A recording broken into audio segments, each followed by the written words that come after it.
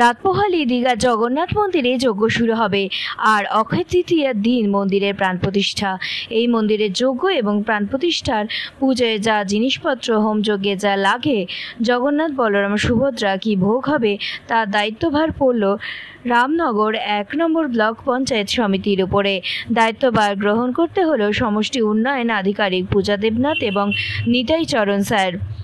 ওনাদের দায়িত্ব থাকলো হোমযজ্ঞের কাঠ, ঘি, ফুল, কলাপাতা, দুধ, ফল সব কিছুই নিয়ে যেতে হবে। জগন্নাথ বলরাম সুভদ্রার প্রতিদিন প্রতি মুহূর্তে পুজোতে ৫ রকমের মিষ্টি নৈবেদ্যের জন্য যাবে, আর তাই শুরু হয়ে গেছে মিষ্টি তৈরির কাজ। প্রত্যহ নতুন নতুন ৫ রকমের মিষ্টি নিয়ে যেতে হবে জগন্নাথ বলরাম সুভদ্রার জন্য, আর তার জোর কদমে প্রস্তুতি এবং তৈরি শুরু হয়ে গেছে। আর এই নিয়েই প্রতিক্রিয়া দেন দায়িত্বে যে পঞ্চায়েত সমিতির উপরে পড়েছে তার সভাপতি নিতাই চরণ স্যার।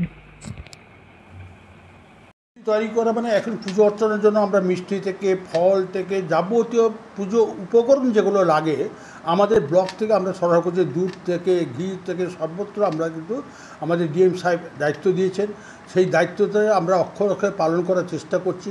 আজকে যজ্ঞর কাছে কাঠের ক্ষেত্রে বলুন, একটা মানে কলাপাতা থেকে শুরু করে যাবতীয় উপকরণ আমরা এখান থেকে সাপ্লাই দেওয়ার চেষ্টা করছি এবং মন্দিরে, এবং সেক্ষেত্রে ব্রাহ্মণের যা যা ডিমান্ড যা ফর্দ করে দিচ্ছেন সেই মতো আমরা দেওয়া হচ্ছে।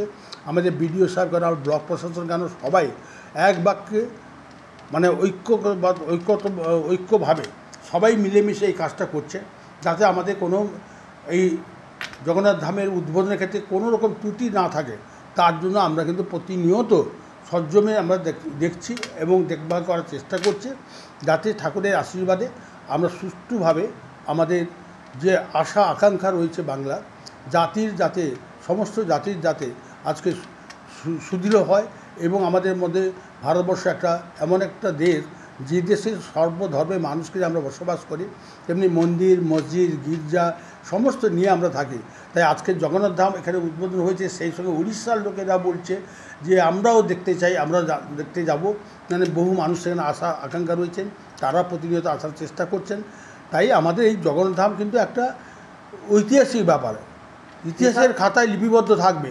এই জগন্নাথ উদ্বোধনে হাজার হাজার বছর ধরে মানুষ আসবেন, মানুষ দেখবেন, কিন্তু এটা মাননীয় মুখ্যমন্ত্রী যে উপহার দিলেন বা যেটা করলেন ঈশ্বরের আশীর্বাদে, তাই আমি মনে করি এটা চিরস্মরণীয় থাকবে। জগন্নাথ বলরাম সুভদ্রাকে কী কী মিষ্টি স্পেশাল দেওয়া হচ্ছে? না, ওনারা বেশি আমার চাইছেন না, 5 রকমের মিষ্টি আমাদের দিতে হচ্ছে এবং ফলও বলে দিচ্ছেন যেরকম যেভাবে ফল দেওয়ার কথা যেগুলো উল্লেখ করছে সেই ফলও দেওয়া হচ্ছে। আমাদের ভোগের ক্ষেত্রে যজ্ঞের মাধ্যমে যে জিনিসপত্র লাগার কথা সেগুলো আমরা দেওয়া হচ্ছে এবং 100 কুইন্টাল যজ্ঞের কাঠ, বেল কাঠ, আম কাঠ সরবরাহ করতে হয়েছে এবং সেক্ষেত্রে 2 কুইন্টাল ঘি সরবরাহ করতে হয়েছে এবং প্রতিদিন ফুলের মালা থেকে আপনার গাঁদা মালা, রজনীগন্ধা মালা থেকে শুরু করে সমস্ত বেলপাতা থেকে শুরু করে সমস্ত দিতে হচ্ছে এবং কুচো ফুলও দিতে হচ্ছে। প্রতিদিন সকাল 6টার মধ্যে আমরা পৌঁছেছে এবং দুধও দিতে হচ্ছে।